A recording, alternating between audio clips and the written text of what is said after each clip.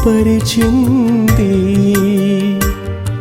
క్షమించమని నా సహనంపైనే చెళ్ళుమనిపించింది.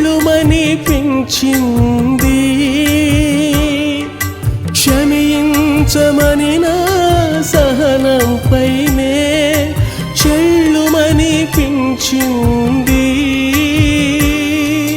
దయాదాక్షిణ్యం కొయ్య సిలువపై వ్రేలాడగొట్టింది.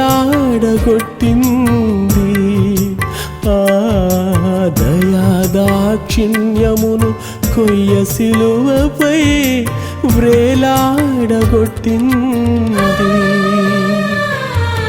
సంఘమనే మందల ఓ మంచి కాపరి సుఖమును విడచి కష్టముల కోర్చి మందను